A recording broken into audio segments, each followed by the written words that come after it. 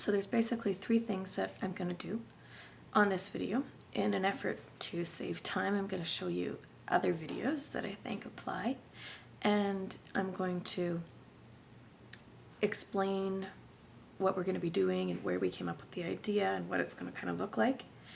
And I'm going to use the new iMovie because you can put one video in another in the new iMovie that we're supposed to be getting next year. So that's kind of cool. So I'll try that too. First, where the idea emerged. So basically, I was talking with some students that were kind of, I was feeling their pain, really. I was feeling their pain that they're not going on this trip. And all we keep hearing about is, oh, this trip is going to be so great and life-changing experience, once-in-a-lifetime experience, so much learning, real-world learning, important learning opportunity. It's a chance that your classmates are all getting. And even if you don't buy into that, you know that when you come back, there's going to be a bunch of people that have shared this experience with each other and that have inside jokes and are relating on a deeper level in something that they had an opportunity to do. And I feel that jealousy. I would genuinely be jealous also. In fact, I am jealous, and I'm not even going on or missing a trip with a bunch of my friends at a key time in my life, right? So clearly you're jealous. I'm jealous with you. So I started thinking, well, what can we do so that the students will have this opportunity to experience the world in their own, to their own terms, on their own terms, to invest some time in something important and try to relate with each other on a different level. Well, they started to think, oh my gosh, we can totally do that. That'd be awesome. Everyone will be totally honest with each other. We'll do everything on all fronts, and we'll do it artistically because art is culture, and that's an expression of ourself, and it's like the perfect way, the perfect opportunity to explore these ideas, to reach out to other people, other musicians, other artists, find out what they're doing on these ideas, and to experience the world, even though still in a school. And I'm thinking, I'm not going to mark this. It's going to be this wonderful experience. We're just going to do it. And hopefully when everybody comes back from their trip, they want to join in our club that we have, and we can create a school where everybody is doing everything perfect and living life to the best and feeling nothing but generous with each other. Okay, so then I thought, oh my gosh, some kids are going to not want to do that. Some kids are going to say, well, if I'm not being marked and I don't have to get an A and it doesn't have any effect on what I'm doing, why should I bother? And so I thought, no, that's crazy. That is crazy. Crazy but true, right? There's going to be some kids that are just not into it. And I started, the next movie I'm going to show you is about this documentary. And it's what came into my mind. It's a documentary about the Guatemala City dumps. So if you've seen Slumdog Millionaire, and if you haven't, you totally should. But if you've seen Slumdog Millionaire and you know that part when they're living in the dump, it's kind of the story behind that, and it's a bunch of different faces of people that are living in the dump. And there was, the people were genuinely proud of what they did, and what they were doing is they were recycling. So they were taking out all of the paper and all of the tin and plastics and glass and sorting through all of the garbage that nobody was sorting through, and from it digging out their own life. And what they were making is $5 a day, which is more than what a lot of people make in the world. And they were living in the dump, and they were eating out of the dump. There's specific people that I want to bring to mind.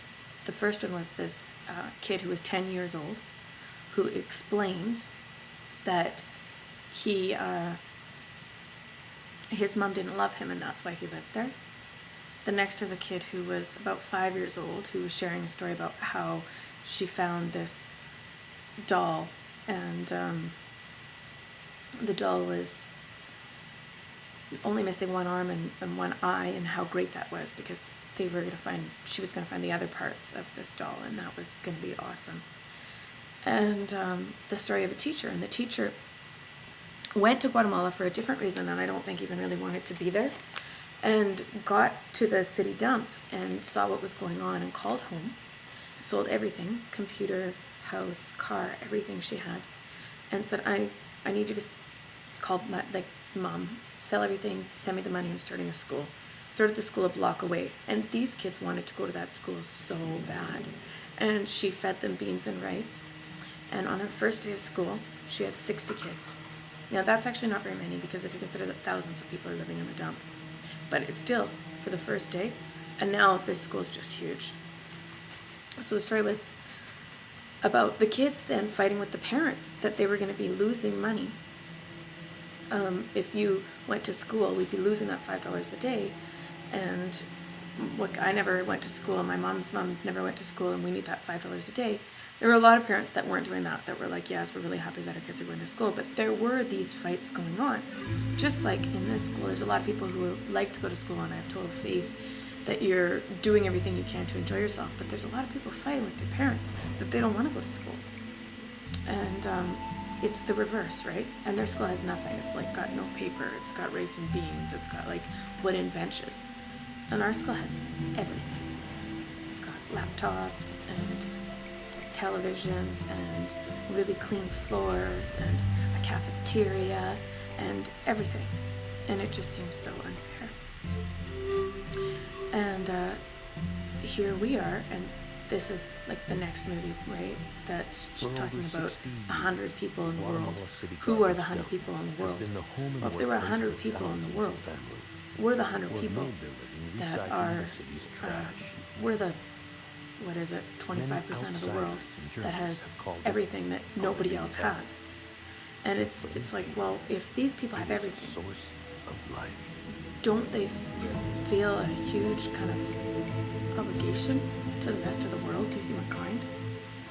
And in fact, if everybody sees it, in fact, I bet you the entire world notices.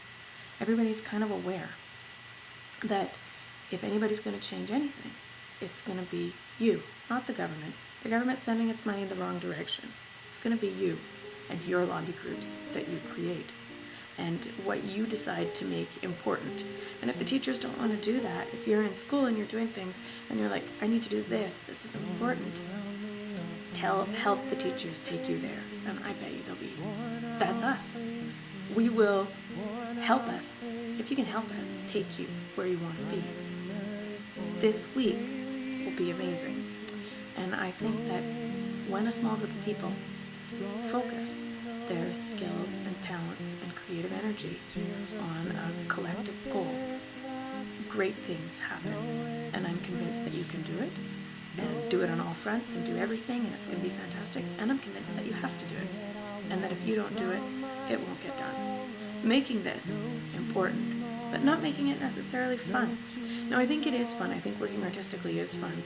And I think that meaningful work and creating these connections and collaborations will be fun. But it's not actually supposed to be fun. So some people are going to say, well, it's not fun and we're not being marked. I'm out of here. But I have a lot of faith that there's going to be a strong group of people that are going to say, fun or no fun, I want to do that. And it's going to be awesome. And it's going to be amazing, and it's going to be a once-in-a-lifetime experience, and we are going to change the world. Yes. So there's a couple of different goals of this week. One of them is to create change. Personal, social,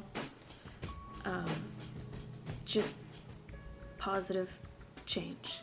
You have a bunch of different influence areas that you can work from.